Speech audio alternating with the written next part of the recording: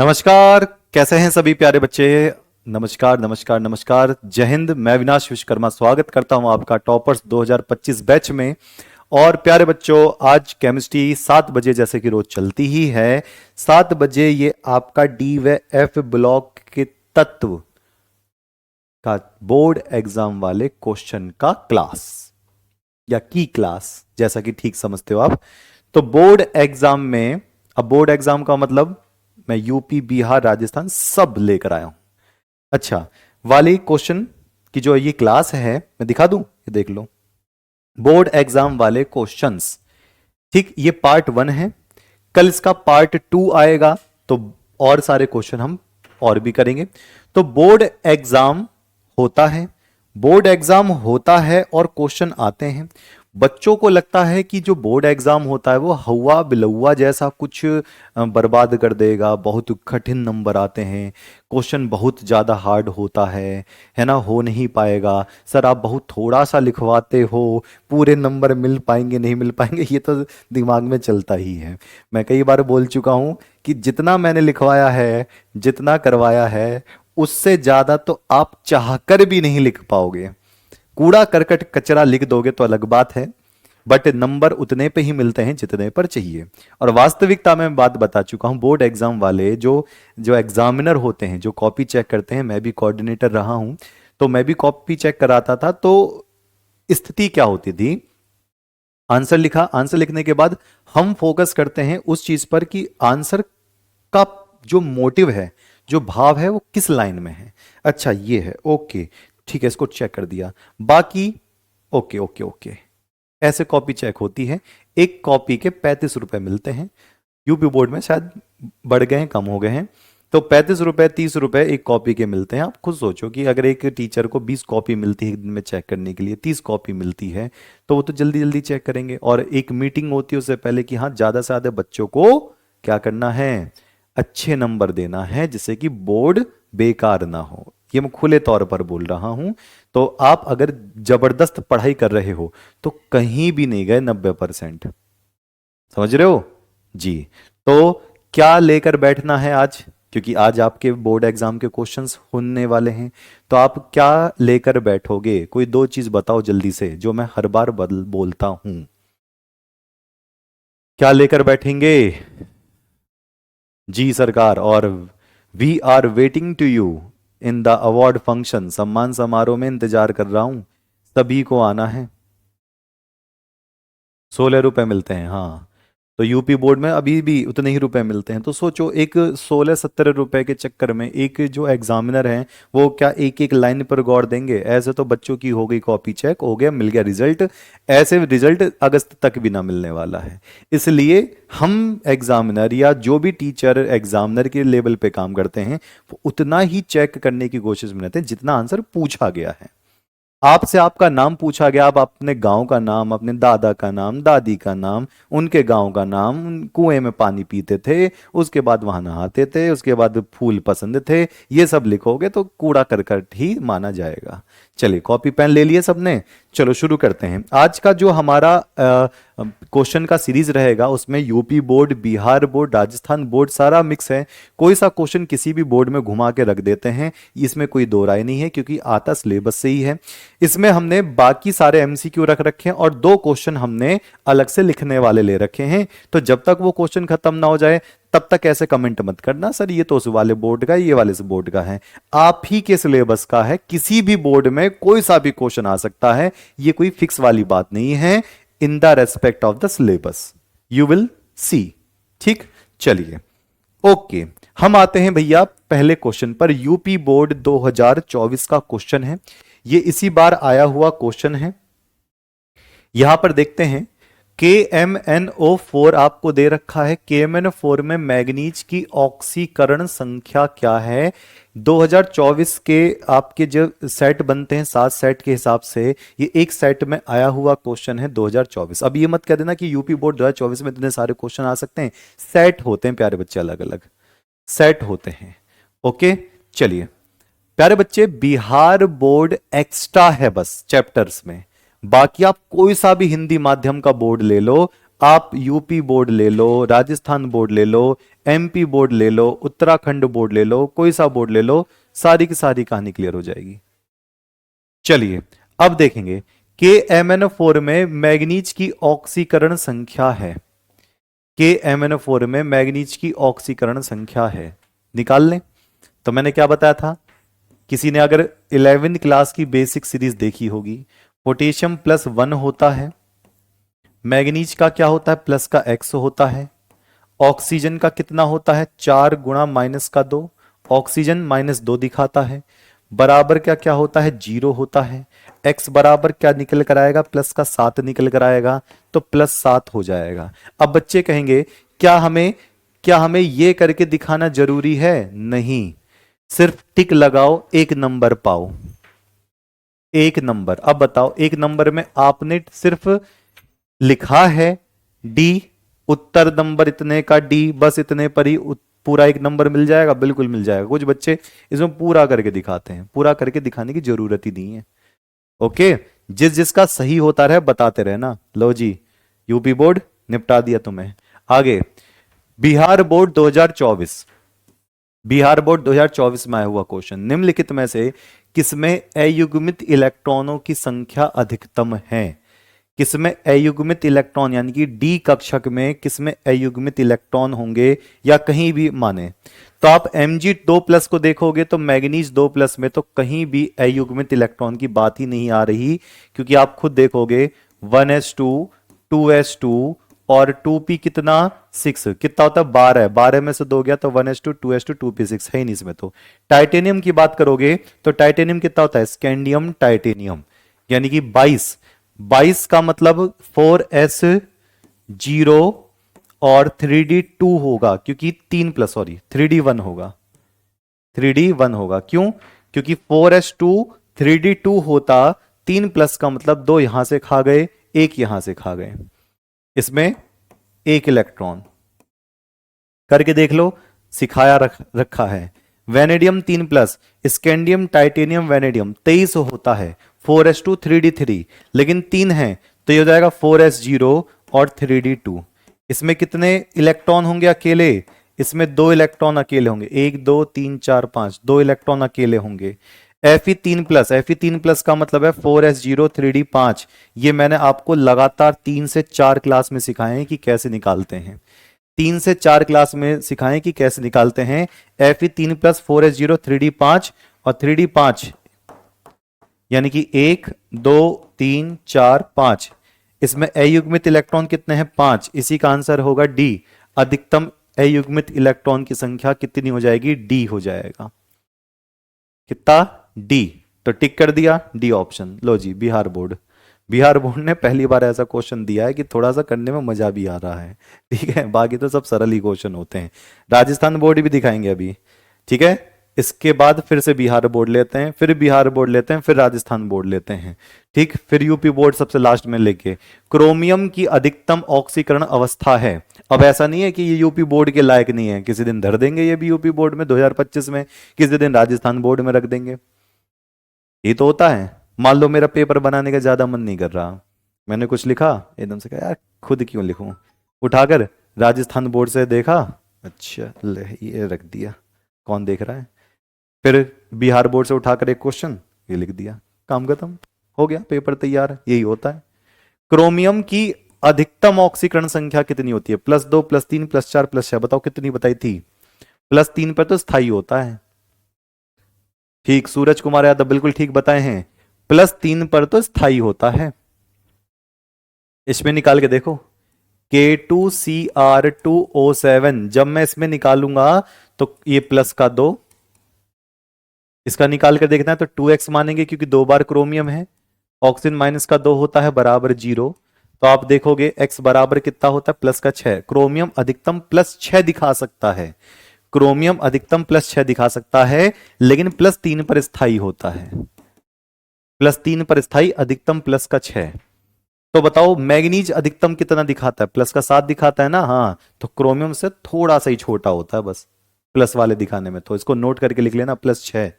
Chromium कितना दिखाता है, +6 दिखाता है। बिहार बोर्ड का अच्छा क्वेश्चन।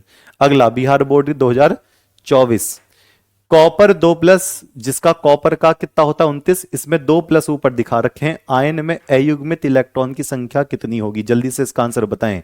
0 1 2 3। कॉपर अपवाद है, कॉपर अपवाद है, बता दीजिए। तो देखो कॉपर का होता है 29, तो मैं 29 अगर लिखूंगा तो ये क्या होगा 4s1 और 3d10, ऐसे तो लिखते हैं कॉपर। कॉपर और क्रोमियम 4s1 लिखा जाता है, लेकिन यहां पर कितना है 2+ है, तो 2+ का मतलब है कि एक इलेक्ट्रॉन यहां से गया और एक इलेक्ट्रॉन यहां से गया, तो 3d9। अब 3d9 बना लो, 3d9 बना लो, किसने रोका है? लो 1 2 3 4, 1 2 3 4 5 डब्बे में 9 इलेक्ट्रॉन।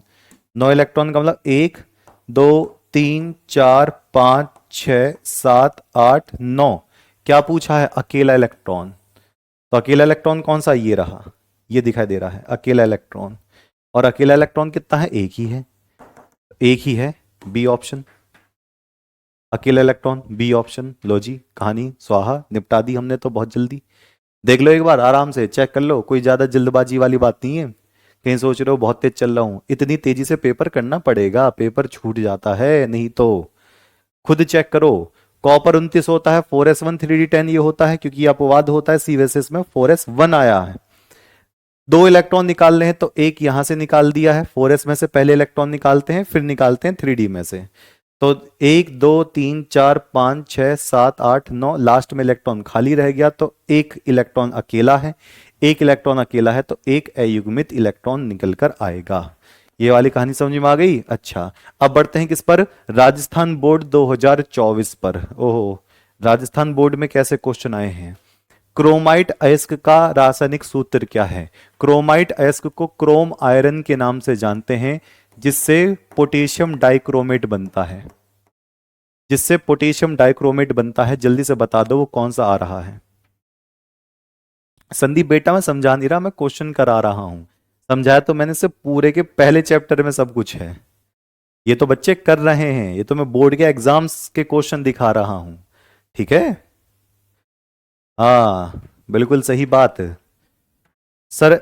Z 29 क्यों लिखा? क्योंकि उसका 29 परमाणु क्रमांक होता है। नहीं, 20 MCQ का अभी कोई प्रावधान नहीं है, नोटिस आ जाएगा तो मैं आपको बता दूंगा कि यूपी बोर्ड में 20 MCQ आएंगे या फिर वही पहले की तरह 5-6 ही आएंगे। ठीक है, चलो। तो क्रोम आयरन, क्रोमाइट अयस्क को क्या नाम होता है? क्रोम आयरन से K2Cr2O7 बनता है, पोटेशियम डाइक्रोमेट बनता है। क्रोम आयरन से पोटेशियम डाइक्रोमेट बनता है, तो इसका तो सूत्र पता है, FeCr2O4। बिल्कुल। कितने पद में बनता है? कौन बच्चा बताएगा? पोटेशियम डाइक्रोमेट कितने पदों में बनता है? 2 पदों में या 3 पदों में? जल्दी से बता दो। 2 पदों में बनता है, 3 पदों में बनता है क्रोम आयरन से पोटेशियम डाइक्रोमेट। देखते हैं कौन बच्चा बताता है जी। ये बताया था, मैंने आपको पढ़ाया था, KMnO4 और K2Cr2O7 ये बनता है कुल 3 पदों में। बिल्कुल सही, 3 पदों में बनता है। KMnO4 2 पदों में बनता है। तो राजस्थान बोर्ड 2024 के क्वेश्चन देख लो प्यारे बच्चों, ऐसे आते हैं। और हर एक बोर्ड के क्वेश्चन कर लिए फिर तो समझो शिकार आप करोगे, क्वेश्चन तो भागे भागे फिरेंगे। ओके, अगला बिहार बोर्ड अगेन 2023। निम्नलिखित की अगर हम बात करें, निम्नलिखित में से किसे मुद्रा धातु, मुद्रा धातु यानी कि सिक्के किससे बनते हैं? सिक्का धातु कौन सी होती है? आप सबको पता है अच्छी तरीके से, दिवाली पे सोने चांदी के सिक्के मिलते हैं, हैं? और कॉपर के सिक्के तो 5 रुपए वाले आपको दिखाई देते हैं। एक बार मैंने कहा था कि अगर 5 रुपए के सिक्के को तेजाब HNO3 में डाल दें तो गैस बननी शुरू हो जाएगी। तो जो सिक्के की जो धातुएं होती हैं, मुद्रा धातुएं होती हैं, वो कौन सी होती हैं? जो दिवाली पे सोने चांदी के तो सिक्के मिलते हैं, सबने सुना होगा। धनतेरस एक त्योहार होता है, चांदी के सिक्के ले आओ पूजा कर लेते हैं। सोने के सिक्के होते हैं, पहले राजा महाराजा सोने के सिक्के चलाते थे। उसके बाद कौन सा भैया? कॉपर भी सिक्के वाली धातु होती है। तो ये वाली, इसको सिक्के धातु कहते हैं, copper silver Au। Copper silver Au को सिक्का धातुएं कहते हैं। लोहे के सिक्के कब देखे? मैंने तो ये आज तक नहीं पता। कोबाल्ट निकल के इनके सिक्के नहीं बनते, जिंक के सिक्के नहीं बनते हैं, प्लेटिनम के सिक्के नहीं बनाते हैं। तो कौन सा हो गया? सी। जी, तो ध्यान रखना इसका आज के बाद से। तो बिहार बोर्ड 2023 क्लियर हुआ है जी। अगले क्वेश्चन पर आते हैं। अब देखो राजस्थान बोर्ड में एक तरीके के क्वेश्चन आते हैं फिल इन द ब्लैंक्स वाले, रिक्त स्थान भरो। इस रिक्त स्थान को भरना है। यहां पर क्या आएगा? ये राजस्थान बोर्ड 2024 पूछ रहा है आपसे इस चैप्टर के अंदर अंदर से। तो ऐसा कौन सा वाला होगा? यानी कि ये और एक्टिनाइड आंतरिक संक्रमण तत्व कहलाते हैं। अच्छा, यानी एफ ब्लॉक वालों को आंतरिक संक्रमण तत्व कहते हैं। अच्छा, तो अगर आंतरिक संक्रमण तत्व एफ ब्लॉक वालों को कहते हैं तो हमें तो सिर्फ एक्टिनॉइड दिखा रखा है 5F, तो 4F वाला भी तो लिखना पड़ेगा। 4F वाला भी तो आंतरिक संक्रमण तत्व होते हैं। कौन दोनों को क्या कहते हैं? एफ ब्लॉक के तत्व। एक तो 5F हो गया, एक 4F हो गया। तो यहां 4F वाले को हम क्या कहते हैं? लैंथेनॉइड। लैंथेनाइड बोल दो या लैंथेनॉइड बोल दो। तो लैंथेनॉइड 4F वाले और एक्टिनॉइड 5F वाले आंतरिक संक्रमण तत्व कहलाते हैं। ये राजस्थान बोर्ड 2024 का है। आई बाबूजी बात समझ में? मैंने नहीं बनाया, ध्यान रखना, पेपर वाले बना रहे हैं ये। अभी ये आपको आसान लग रहे हैं या जो मैं क्वेश्चन करवाता हूं वो आसान लग रहे हैं? देख लो अपने हिसाब से। ठीक है, चलें जी आगे। ओके, अगला क्वेश्चन बिहार बोर्ड 2023 का है। अब यूपी बोर्ड वाले बच्चे थोड़े से निराश हो रहे होंगे, सर आप तो दूसरे बोर्ड के भी दिखा रहे हो। अभी परेशान मत हो, यूपी बोर्ड के भी हैं मेरे पास।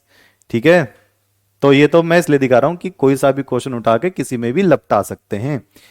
निम्नलिखित संक्रमण तत्व के आयनों में कौन अनुचुंबकीय है? वही अनुचुंबकीय होगा जिसके पास अकेला इलेक्ट्रॉन होगा। वही अनुचुंबकीय होगा जिसके पास क्या होगा? अयुग्मित इलेक्ट्रॉन होगा। अकेला इलेक्ट्रॉन इसमें से निकाल लो, समझ गई, हो गई कहानी। तो मैं स्पीडली दिखा दे रहा हूं। Ag प्लस में होता है 5s0 और 4d10, कोई अकेला इलेक्ट्रॉन नहीं। कॉपर 2 प्लस की बात करेंगे तो 4s0 3d9। Zn2 प्लस की बात करेंगे तो 4s0 3d10, ये आप निकाल कर देखिए बड़े आराम से। Au प्लस की बात करेंगे तो इससे नीचे वाली कहानी है, इसमें आता है 6s0 और यहां पर 5d10। ठीक, अच्छा अब इसकी एक रेंज बता दूं। रेंज का मतलब है कॉपर प्लस के नीचे Ag प्लस के नीचे Au प्लस, इनको सिक्का धातुएं कहते हैं। इनमें अयुग्मित इलेक्ट्रॉन कभी नहीं होते। 1 प्लस के साथ सिक्के धातु के 1 प्लस में अयुग्मित इलेक्ट्रॉन कभी भी नहीं होते हैं। तो क्या बचता है? Copper 2 plus. क्या बचेगा? Copper 2 plus. और आपको ने पहले भी देख लिया होगा, इनको देखने की जरूरत ही नहीं है। कॉपर 2 प्लस देख लिया, 3d9 है, एक अकेला इलेक्ट्रॉन है, सीधा टिक मार दो, किसी को देखने की जरूरत ही नहीं है। किसी को देखने की जरूरत ही क्यों पड़ रही है जब आपने सीधा आंसर ही निकाल लिया है? तो बी बिल्कुल कॉपर 2 प्लस वाला होगा जी सरकार। आगे बढ़ते हैं, बिहार बोर्ड 2023 अगेन।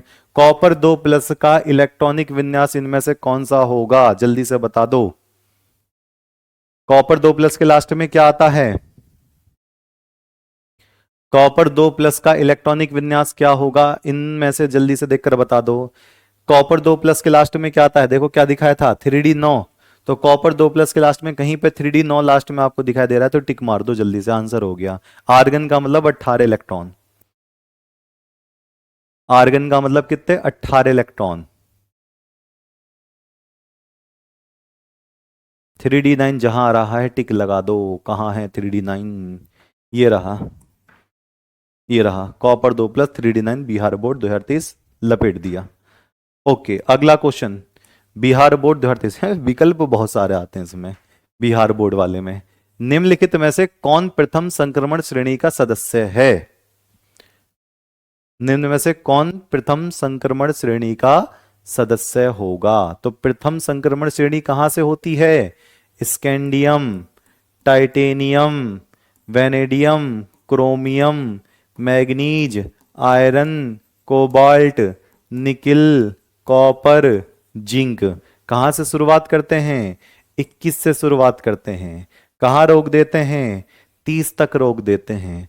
तो चेक कर लेते हैं कौन प्रथम संक्रमण श्रेणी का सदस्य है। भैया निकिल है, ये रहा निकिल, साफ साफ दिखाई दे रहा है, ये रहा चुपचाप बैठा हुआ। एसी कतई ना, है ही ना दूर दूर तक। एक्टिनम, सीडी कैडमियम है ही नहीं। सोना ना जी, मुझे तो है जगना, है ही नहीं। लो जी, गई कहानी, टाटा बाय बाय कर गया। निकिल है प्रथम संक्रमण श्रेणी का। तो प्रथम संक्रमण श्रेणी को हम 3D श्रेणी भी बोलते हैं। ओके, चलिए अगले पर आते हैं। और ये क्वेश्चन ऐसे ही है, जनरल। जनरल का मतलब मैंने ही लिख दिया है, हो सकता है आ गया हो। निम्नलिखित में से किसकी अधिकतम ऑक्सीकरण अवस्था पाई जाती है? अधिकतम का मतलब ज्यादा से ज्यादा प्लस कौन दिखाता है? निम्नलिखित में से किसकी अधिकतम ऑक्सीकरण अवस्था पाई जाती है, यानी कि ज्यादा से ज्यादा कौन सा आता है? ओके, जल्दी से बता दो फटाफट। ज्यादा से ज्यादा प्लस कौन दिखा सकता है? +2, +3, +4, +5, +6, +7। बताया था मैंने, इसमें मैग्नीज है, वेनेडियम है, क्रोमियम है, टाइटेनियम है। तो मैंने कहा था कि अगर आप प्रथम संक्रमण की बात कर रहे हो तो मैग्नीज 7+ तक दिखा सकता है। यानी कि प्रथम संक्रमण श्रेणी पहली वाली लाइन में सबसे ज्यादा बार प्लस दिखाने वाला मैग्नीज ही होता है। मैग्नीज +2 से लेकर +7 तक आपको दिखा देगा और सबसे ज्यादा प्लस दिखाने वाली संख्या में आएगा। बिल्कुल सही, ए ऑप्शन सही हो गया। खतरनाक, बढ़िया। अगला देखते हैं, यूपी बोर्ड 2023 का क्वेश्चन। यहां पर अब लिखने वाला क्वेश्चन है, बहुत आसान है। Fe2+, ये क्वेश्चन नंबर 1 ये वाला ऐसे, और ये नंबर 2 ऐसे, यानी कि एक क्वेश्चन में 2 लाइन है, एक एक का उत्तर आपको देना है। तो Fe2+ तथा Fe3+ में से कौन सा आयन अधिक चुंबकीय है तथा क्यों? लो, आराम से करते हैं, आराम से करते हैं उत्तर। Fe2+ और Fe3+ में से कौन सा आयन अधिक अनुचुंबकीय है, जिसके पास ज्यादा अयुग्मित इलेक्ट्रॉन होंगे? Fe2+ और Fe3+, इसको लिखेंगे, इसको लिखेंगे। इससे पहले मैं Fe लोहे का लिखूंगा 26 का। तो 26 का हम करते करते करते करते करते पहुंच गए 4s2 और 3d 6 पर। ओके, 4s2 3d 6 पर। ओके, अब Fe2+ का निकालूंगा और Fe3+ का निकालूंगा। Fe2+ का मतलब है कि इसमें से 2 इलेक्ट्रॉन चले गए, 4s0, और ये क्या हो गया 3d 6। और Fe3+ का मतलब है इसमें से 2 इलेक्ट्रॉन निकालूंगा, इसमें से 1 इलेक्ट्रॉन निकालूंगा, तो ये क्या हो जाएगा 4s0 और 3d 5। अब मैं इनके क्या बना लूं, डब्बे, 5 बॉक्स, 5 बॉक्स। कितने इलेक्ट्रॉन इसमें? 6। 1, 2, 3, 4, 5, 6। इसमें अयुग्मित इलेक्ट्रॉन कितने हैं? 4। अकेले अकेले इलेक्ट्रॉन कितने हैं? 4। अब इसको देखूंगा, ये कितने हैं? 5 इलेक्ट्रॉन, 1, 2, 3, 4, 5। इसमें अयुग्मित इलेक्ट्रॉन कितने हो गए? 5। तो जिसमें अयुग्मित इलेक्ट्रॉन ज्यादा होते हैं वो ज्यादा अनुचुंबकीय होता है। तो Fe3+ का आंसर सही है। तो यहां पर मैं क्या लिखूंगा, Fe3+ में, Fe3+ के डी कक्षक में, डी कक्षक में 5 अयुग्मित इलेक्ट्रॉन है। अतः यह अधिक अनुचुंबकीय है, अनुचुंबकीय है। ज्यादा जिसमें होगा वही ज्यादा अनुचुंबकीय होगा, नहीं तो फॉर्मूला लगा सकते हो। जबकि जबकि Fe2+ के पास 4 अयुग्मित इलेक्ट्रॉन है। ओके, चलिए अगला वाला, Zn2+ लवण रंगहीन होते हैं जबकि Ni+ जबकि Na+ लवण रंगीन होते हैं। सीधी बात है। बताओ ये रंगीन क्यों होगा Na2+ वाला? रंगीन कौन से होते हैं? हाँ, ये तो मैंने बताया भी था। बताओ, ये रंगहीन है, इसका कोई कलर नहीं है। ये रंगीन है, तो सीधी सी बात है, इसका आंसर ये लिख दूं। इसका आंसर है क्योंकि इसके डी कक्षक में अयुग्मित इलेक्ट्रॉन है। जिसके अंतिम डी कक्षक में अयुग्मित इलेक्ट्रॉन होते हैं, वो हो गया है। भैया जी ये नहीं हो पा रहा है तो इससे पहले क्लास जरूर देख लो, इससे की सारी क्लास जरूर देख लो क्वेश्चन करने से पहले। चलो मैं लिखवाई देता हूं, नहीं तो बच्चे आंदोलन कर देंगे। Zn2+ और Ni2+ की। तो सेकंड की बात करेंगे। Zn2+ रंगहीन है, जबकि Ni2+ रंगीन है, क्योंकि Ni2+ के अंतिम डी कक्षक में Ni2+ के अंतिम डी कक्षक में अयुग्मित इलेक्ट्रॉन पाए जाते हैं। अयुग्मित इलेक्ट्रॉन पाए जाते हैं, यही मैंने ट्रिक बताई थी कि जो रंगीन होता है उसमें अयुग्मित इलेक्ट्रॉन मिलते हैं। जैसे Ni2+ की अगर मैं बात करूं तो ये होगा 4s0 और 3D cobalt nickel copper zinc 3D 8। तो 5 डब्बे बनाकर 8 इलेक्ट्रॉन भर दो। 1 2 3 4 5 6 7 8। n बराबर कितना? 2 अयुग्मित इलेक्ट्रॉन पाए जाते हैं, तो क्या होगा? रंगीन होगा। ओके, बिल्कुल इजी है। अगला देखेंगे। यूपी बोर्ड 2022 में आया हुआ क्वेश्चन। यूपी बोर्ड 2022 में आया हुआ क्वेश्चन क्या है? संक्रमण धातुएं तथा उनके अधिकांश यौगिक अनुचुंबकीय हैं, क्यों हैं? बता दो क्यों हैं।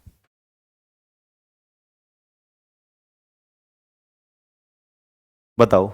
संक्रमण धातुएं तथा उनके अधिकांश यौगिक अनुचुंबकीय क्यों होते हैं? क्या कारण मैंने बताया था?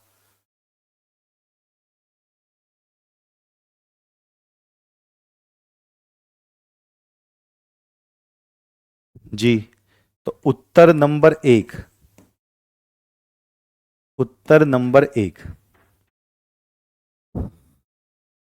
नहीं नहीं, RWA को क्या खतरा जब बच्चे ही आप सब अपने साथ हैं। ठीक है, और देखो, हम अपना बिल्कुल एक ट्रांसपेरेंसी के साथ चलते हैं। हम कोई ना दिखावा करते हैं ना, वो जो है उतने आपके व्यू दिखते हैं, जो है उतने लाइव दिखते हैं, जो है उतने लाइक दिखते हैं। हम कोई गंदा काम नहीं करते हैं, हम पढ़ा रहे हैं।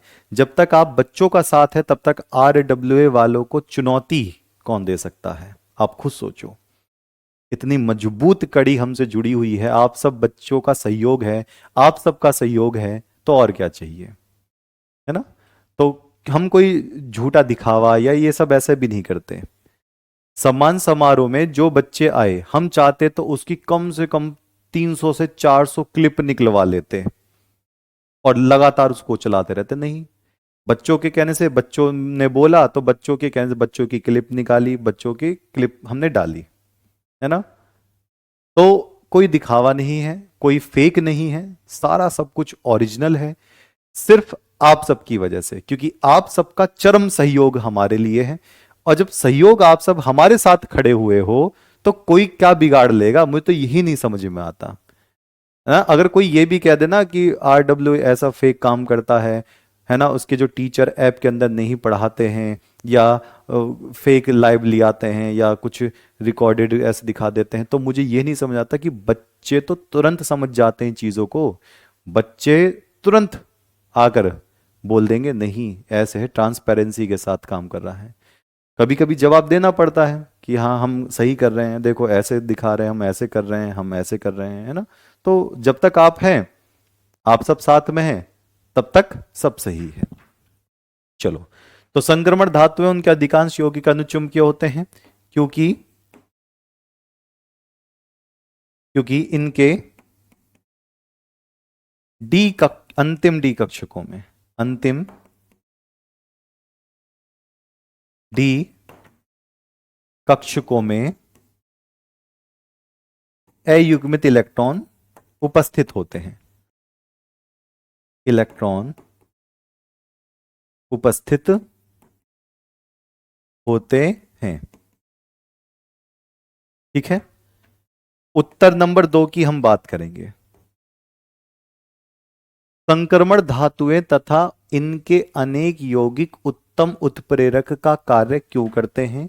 उत्प्रेरक का कार्य तभी करेंगे जब ये बदल बदल कर ऑक्सीकरण संख्या दिखाएंगे और इनका आकार बड़ा होगा। तो संक्रमण धातु के पास ये दोनों चीज होती हैं, ये परिवर्ती ऑक्सीकरण संख्या भी दिखाते हैं, संयोजकता, और इनका आकार बड़ा होता है। तो संक्रमण धातुएं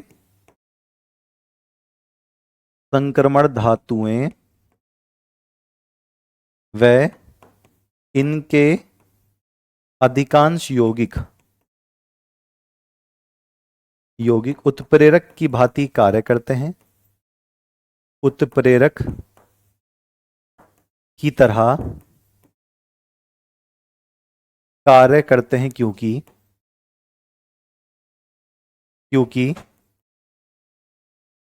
नंबर 1, ये परिवर्ती ऑक्सीकरण संख्या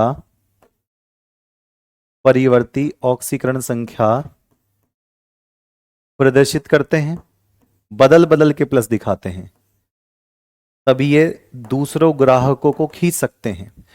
और दूसरा क्या है, इनका आकार, इनका परमाणु आकार बड़ा होता है, इनका परमाणु आकार बड़ा होता है। लो, हो गई कहानी क्लियर जी। आया कुछ मजा सा बोर्ड एग्जाम के क्वेश्चंस देखकर?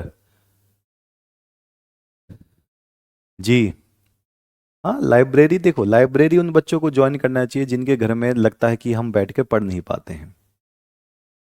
हाँ, बिहार बोर्ड वालों को भी बुक मिलेगी, काहे नहीं मिलेगी? ठीक जी सरकार, कहानी क्लियर जी। और जिसने मेरे कंटेंट से पढ़ लिया, जिसने आरडब्ल्यू के कंटेंट से पढ़ लिया, वो किसी भी बोर्ड का एग्जाम बैठ के दे ले, लाएगा तो तगड़े नंबर ही। ठीक है, अजय कुशवाहा कह रहे हैं कि कुछ समझ नहीं आ रहा क्योंकि आपने से पहले की क्लासेस पूरी ध्यान से नहीं देखी हैं। ये सिर्फ मैं क्वेश्चन करा रहा हूं प्यारे बच्चे, इसका मैं पूरा का पूरा एक्सप्लेनेशन सब कुछ एक एक करके वो क्लास में दे चुका हूं। सब बच्चे एक बार आराम से मुझे बताना, फिर मैं कमेंट पढ़ के बताऊंगा। ये जो मैंने आपको क्वेश्चन कराए हैं, क्या मैंने इसके टॉपिक और एक्सप्लेनेशन बहुत आराम से तसल्ली से एक एक करके क्लास में दे रखे हैं? बिल्कुल। मैं चाहता इसको यूट्यूब पर भी लिया था, लेकिन नहीं, मैं आप इसको ऐप पर ही इसलिए दे रहा हूं क्योंकि मैं इसको बता सकूं, क्योंकि सारे बच्चे अपने ही हैं। मैं इसको कह सकूं कि मैंने करा रखा है और कई कई बार करा रखा है। आप खुद बताइए मैंने इसको कितना डिटेल में करा रखा है। अगर आपने वो क्लास देख रखी है तो क्या आप ये वाले क्वेश्चन बड़े आराम से कर पाओगे? और उन सभी बच्चों के लिए जिन बच्चों ने पहले इनकी क्लास, इस चैप्टर की क्लासेस नहीं देखी हैं, तो क्वेश्चन करने से पहले चैप्टर की क्लास कर लो, उसके बाद फिर इसको करो। ठीक है ना? तो समझ में तभी आएगा जब आपने वो टॉपिक पढ़ रखा होगा। ठीक, सीधा क्वेश्चन करने से कभी कुछ चीजें समझ नहीं आती हैं, सीधा क्वेश्चन करने से कभी कुछ चीजें ज्यादा समझ में नहीं आती हैं। अगर आपने वो टॉपिक पढ़ रखा है, तो मैंने करा रखा है, सब कुछ करा रखा है, जितना मैंने करा रखा है, किसी बोर्ड वाले की हिम्मत नहीं है कि उससे अलग कोई क्वेश्चन दे दे। मैं इतना खुले आम पे चैलेंज कर रहा हूं, और बताओ क्या कर सकता हूं। ठीक है, चलिए, तो आज तो यह है हमारा पार्ट 1। कल मैं लेकर आऊंगा इसका पार्ट 2 और सारे क्वेश्चंस उठा के लेकर आऊंगा। उसमें लिखने वाले क्वेश्चंस ज्यादा होंगे, किसी क्वेश्चन के लिए आप कितना लिखोगे वो मैं आपको बताऊंगा। बोर्ड एग्जाम में इतना लिखने से ही पूरे नंबर हैं। ठीक है, चलिए तो मिलते हैं। और हाँ, जाहिर सी बात है कि आपका जो आईयूपीसी जो चल रही थी बेसिक सीरीज में, उसका 1 तारीख को मैं वन शॉट लेकर आने वाला हूं। तो कितने बच्चे इस बात के लिए सहमत हैं कि आईयूपीसी का वन शॉट हो जाना चाहिए? बोर्ड एग्जाम में आए हुए क्वेश्चन आईयूपीसी के तहत हो जाएंगे या नहीं हो जाएंगे, वो सारे आईयूपीसी के क्वेश्चन सर करा दो, जो भी चीजें आईयूपीसी में करा दो। बताओ, अगर सहमत हो तो 1 सितंबर को संडे ही पड़ रहा है, 12 बजे मैं उस आईयूपीसी का वन शॉट ले आऊंगा। बताओ, सही लगे तो बिल्कुल। बिहार बोर्ड वालों को भी बुक मिलेगी, यूपी बोर्ड वालों को भी बुक मिलेगी, काहे टेंशन ले रहे हो? ठीक है, चलिए, ओके। चलिए, तो झंडे गाड़ने के लिए तैयार हैं सभी बच्चे, दम लगाकर तैयारी करेंगे। कोर्स खत्म होने के बाद हम रिवीजन शुरू करेंगे, रिवीजन के बाद हम कैप्सूल सीरीज शुरू करेंगे। उसके बाद कैप्सूल सीरीज का मतलब होता है छोटे छोटे सीरीज, उनको कैप्सूल सीरीज कहते हैं। फिर हम मैराथन शुरू करेंगे, पेपर वाले दिन हम आपके साथ रहेंगे, काहे टेंशन ले रहे हो? ठीक, चलिए, तो तब तक के लिए मिलते हैं। नमस्कार।